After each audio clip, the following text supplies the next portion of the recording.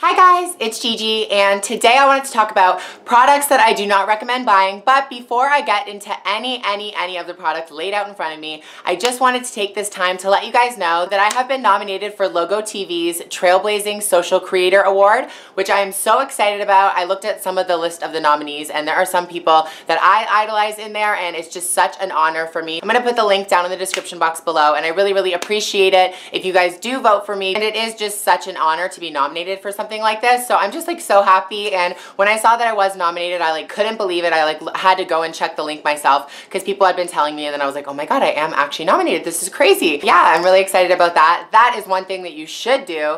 Now let's get on to the things that you definitely should not do.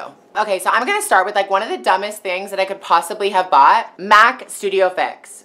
Let's just take a second to really analyze how dumb I am for this.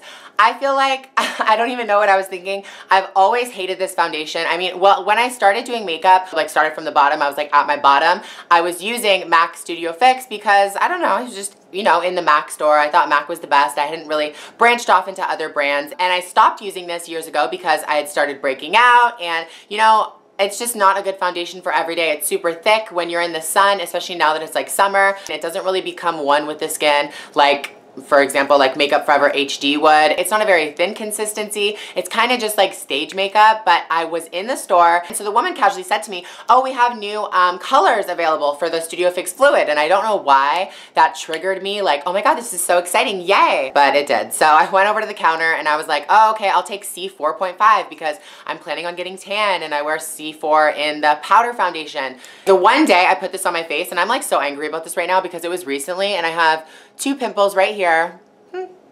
Cool. At least I know what it's from. It gives you that nice airbrush plastic look, but it's not gonna give you that natural everyday coverage, which is what most girls want, so whatever, bye. Okay, so moving on. I don't know what it is about this summer. I've never had allergies this bad in the summer. Usually I get them in the springtime. You know, I get a little bit of stuffy nose. I get like sore throat. So when this spring had passed, I was like, oh, I guess I beat the allergen bug.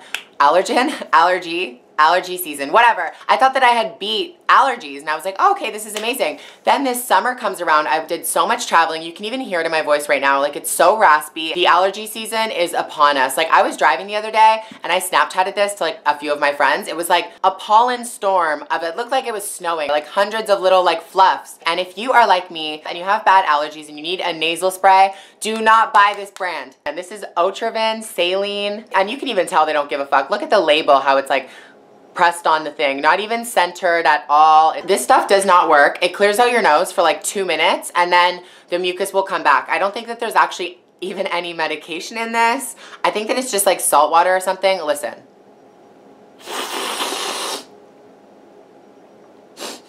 Not even clear. Yeah, I felt like this was like the lip balm that you have to keep reapplying. It was just not a good feeling. I feel like even with the stuff in my hand, my nose gets more clogged. Okay, next you guys are gonna probably be like, what is going on? Is she kidding? Is this real?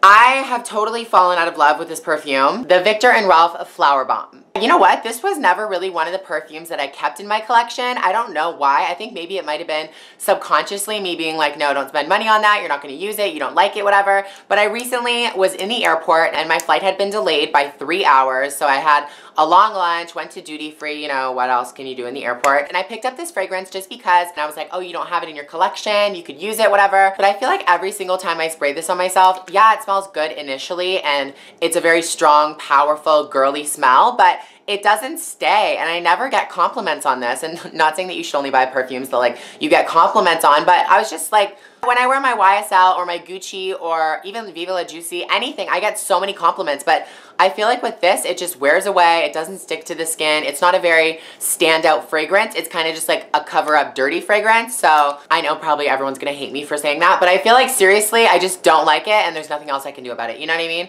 Definitely regret buying that perfume, and never gonna buy it again. Next, I have 2 products by Urban Decay. One of them, you guys are gonna be like, okay, why did you buy that? It's the same as the Studio Fix. I just seriously don't even know what came over me. So I was on Sephora.com and picked up, yeah, the Naked 2 palette. Why, you ask? I don't even know. I literally was just looking through the Naked palettes, and I was like, you know what? I don't give these enough of a try. I just really don't. I literally feel like sometimes like a spirit comes over me when I'm online shopping, and it makes me buy things that I don't want.